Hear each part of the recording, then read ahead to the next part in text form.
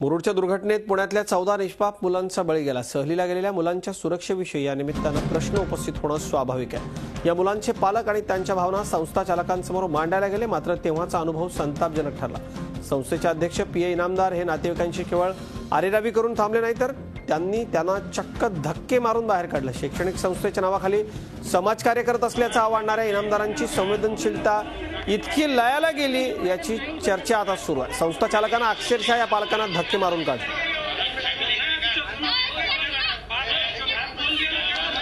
हम ऊपर मिलने गए, हम हमारे जो राय रख भी रहे थे तो हमारी राय भी सुनने को नहीं।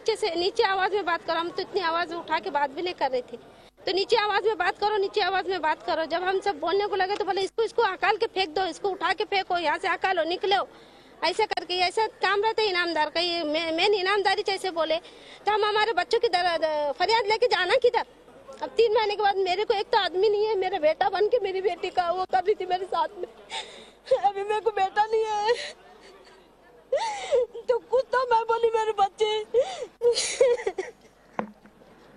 उन्होंने आपसे कहा कि उनको निकाल तो हमसे बात नहीं कर रहे। उन्होंने वो सुनने को तैयार नहीं, वो अपना खुद ही आवाज ऊपर कर रहे हैं। हमको बोले आवाज ऊपर करो, और सब कुछ सिक्योरिटी गार्ड वालों को बोले इनको यहाँ से निकालो, इनको यहाँ से निकालो। लेकिन मेरे तरफ से बातें किसने की? इनामदार ने खुद की है ये बातें। खुद इनामदार ने बोले यहाँ से उठाओ, यहाँ से पैसे, और एम्बुलेंस के पैसे हमने खुद नहीं दिया। और यहाँ से जाके हमने पुणे से जाके हमने हमारे बच्चों को लेके आए। इन लोगों ने यहाँ से तक लाके नहीं छोड़े ना, वहाँ उन लोग का कोई नहीं था वहाँ पे। लास्ट में फ्यूनरल था, विधि करते समय बच्चे को पहचानना मुश्किल था। उसका पूरा चेहरा ब्लड से भरा था, अगर चेहरे को आप छुएंगे तो ब्लड आ रहा था मुंह से बाहर। हम लोग साउथ से, हमारे बहुत सारे रिलेटिव साउथ में हैं, लेकिन बच्चे को हम लोग रख नहीं पाए। आधे घंटे के लिए बच्चा हाथ में था सिर्फ। 7 बजे बच्चा पुणे है और 7:30 बजे उसको हम लोगों ने दफन किया, बिकॉज उसका हाल इतना खराब था कि सब अभी ऑलमोस्ट सब ब्लड पूरे बॉडी से बाहर निकल रहा था। ये लोगों ने नॉर्मल बच्चा गुजरने के बाद एक डेड हाउस नहीं प्रोवाइड किया और सब ब्लाइंड में चल रहा था। 8 बजे हम लोग यहाँ पे आए, यहाँ से पता चला तुम्हारा बच्चा उधर है, वहां से जाके लेकर आओ।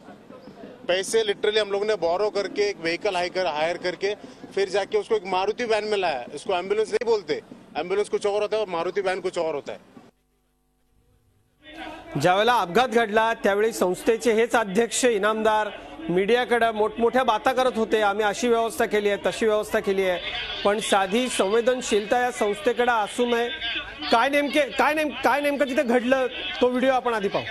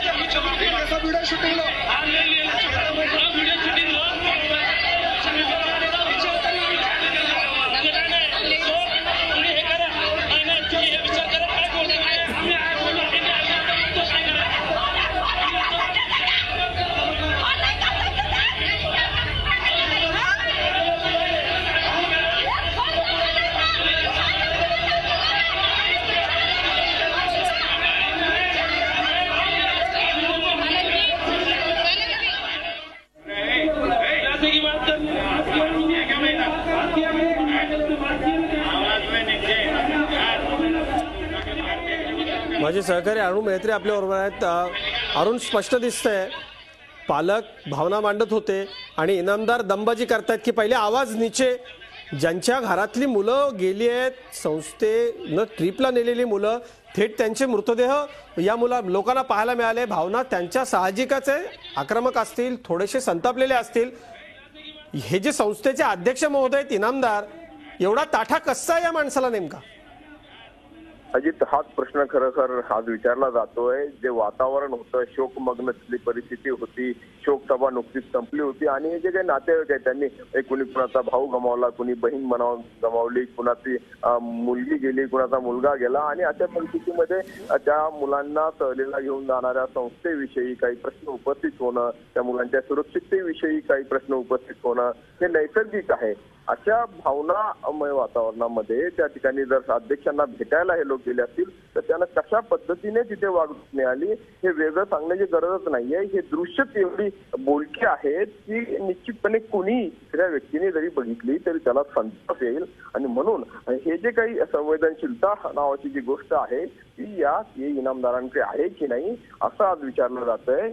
खरं तर ज्या संस्थेचे 14 मुलं अपघाती त्यांचा मृत्यू झालाय, जिथे अतिशय संपूर्ण पुण्यामध्ये शोककळा पसरली होती आणि अशा सगळ्या वातावरणामध्ये या नातेवाईकांच्या भावना समजून घेण्याऐवजी त्यांना सामोपचाराने त्यांना सहानुभूतीपूर्वक त्यांच्याशी बोलण्याऐवजी त्यांना अशी वागणूक त्या ठिकाणी मिळाली हे निश्चितच निषेधार्ह आहे.